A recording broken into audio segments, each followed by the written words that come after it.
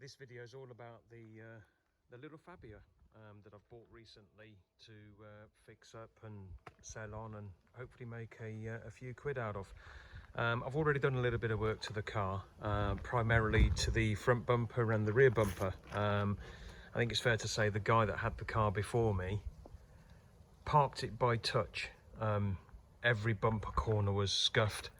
So I've already had the car in the body shop and had the front and rear bumpers painted, and they do look a lot better than they did. Colour match isn't exactly perfect. I think this front end has been painted in the past because the wings are a slightly different colour to the doors. The bumpers actually match the doors better than they do the front wings and the bonnet.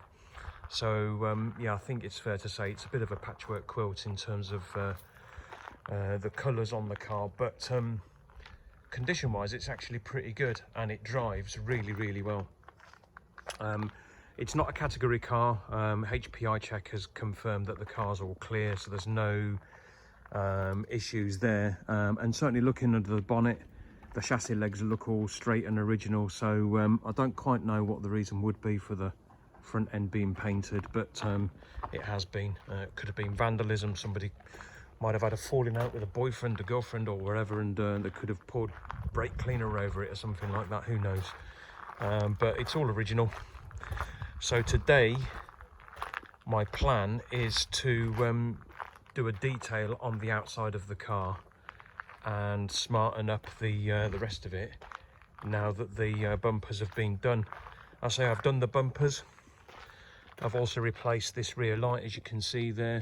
It's got the markings from a breaker's yard on there that I got the light from, because the original light lens was cracked at the bottom here. There was a great big chunk missing out of it. So I've done that, the bumpers, the light.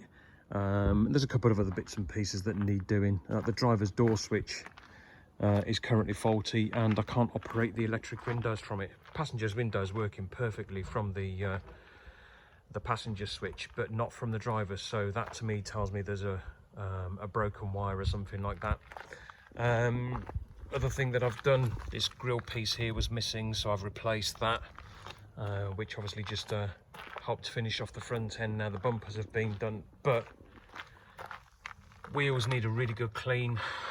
I'm not going to refurb them because the price I'm going to sell the car for, there's no money in it to do that kind of thing, and people aren't going to expect it on a 120,000 mile car. But I'm just going to tidy these up with a bit of a touch in. Door edge just needs touching in, all the chips here and there. There's a few scratches around the car, there. When I do the paintwork, there's a little bit of a rust blister there, so I shall just key that back and touch it in and tidy it up. The clips don't sit in place on this bumper edge here, but I'll try and do what I can. As I say, this whole corner was actually stoved in. It was bent right back in inside the bumper, and they had to pull that out and straighten it. So it's just a general tidy up, clean up, freshen up, and just really smarten up the appearance of this good value little family car. I figured while I was at it that I may as well do the engine bay as well. So all under the hood and right into every crevice of the engine bay. Give this all a really good clean up to get rid of all the filth that's sitting there on the chassis leg. Prevention is always better than cure. It's always amazed me what just giving a car a wash does to the way it looks. I know that seems like an obvious thing to say, but when you're trying to prepare a car to sell it on, washing it really does make a big difference. Not just in terms of how it looks, but also in terms of them being able to see exactly what you're working with. I mean, these wheels were dirty and I knew they needed touching in, but I didn't realise that they were quite as bad as this. So now all the dirt's been lifted, I can see exactly what I've got to do to sort them out. But I thought while I was at it, I would give the engine bay a clean as well. So obviously I was careful to make sure that I didn't get any water in the alternator or any of the electricals. But that certainly looks a lot better under there. And while I was at it, I checked all the fluid levels, so I've topped up the screen wash. Coolant is absolutely fine, as you can see, no issues there. Checked and topped up the oil. Brake fluid is all okay. So anybody popping the bonnet of this car now to have a look underneath will be able to see exactly what they're working with.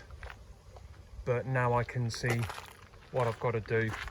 I can see all the marks I've got to touch in all around the car. Unfortunately, when I went to Halfords just now, they didn't have the touch-up stick that I needed. I managed to get one in silver for the wheels, but they didn't have one in this shade of blue, so I might need to go to Skoda to get that. But I will do that, and that'll be the finishing touch to the outside of the car after the polishing that I'm just about to do. Having scratches like these on the car is all the excuse I need to use my new toy. This arrived yesterday. AC Delco dual action mini polisher, 2 speeds, comes with a load of pads. I've already done a scratch there to improve it, so it's just left that little bit there that needs touching in. This bit here I'm just going to go over now with a little bit of G3 cutting compound and polish that back. I'm using my finger as a reference because that's where the scratch used to be. You can just about see it there because that bit is quite deep. I can feel it with my nail, but considering this is 8 years old and it's done 120,000 miles, once I've applied a coat of polish to it as well, touched in these little marks that are left, this will look a very smart little car. Another thing that I've noticed now that the car's clean is where these wings have been painted, you can tell the difference between that and the original factory finish.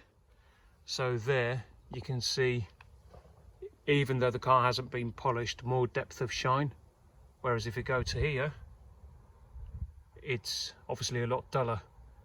So I'm going to see if I can improve that by going over it with the polishing compound. Right, so far I've done half of the wing, this bit from about here, that side. So hopefully the camera will be picking up the depth of shine that's now there, because if I go from there, you can see the reflection of that car over to here, you can see the reflection of that car, the difference between the reflection there and the reflection there. Right, I've finished all the cutting, scratches and bits and pieces here and there just to tidy it all up. So now I'll give the whole car a coat of polish, and I predominantly tend to use Autoglym's Super Resin Polish. Right, that's the whole car covered in a coat of polish. So while I'm waiting for that to go off, time to touch in the wheels. Got some standard silver and a brush. The brushes that come in these paint pots are really thin, they're like for fine scratches. So I've got an artist brush, which would be more suitable for these deep gouges on the wheels. Well, there you go, it's finally done. I think it's turned out really nice, to be fair. Considering it's 8 years old and it's done nearly 120, it's a smart looking little car. I was a little bit disappointed that I couldn't get the colour touch-up stick just to finish off the little marks that are around the car. I mean, they're not nothing major, you're just talking little door edge chips and the odd scratch here and there. Most of the other stuff I've machine polished out today, so yeah, now anybody coming to look at the car would be more than happy, I'm sure, with the condition of it. Tyres are all really good, and the wheels now that they've been touched in, well, you're the better judge than me. At a glance look, compared to how they were before, much better. All that now remains to do is the interior. So I've got the whole interior to valet, and then the car will be completely ready to go. So thanks for watching. If you like the video, give it a thumbs up, really does make a difference. I do as many of these videos as I can on the cars that I'm working on, so there'll always be more car related content coming along. If you like this sort of video, then please subscribe to the channel, and there'll be something else for you to have a look at in the future, I'm sure. Speaking of which, this Volvo behind me will be one that I'll be working on. I bought that for myself as a sort of investment, if you like, because these are becoming increasingly rare. And that particular example, T-plate 99, has only done 90,000 miles. So that's one to watch for the future. But once again, thanks for watching. Hit the subscribe button, give me a thumbs up. And if you like this sort of video, if you've got anything to say about what I've done, then why not leave a comment in the comments box.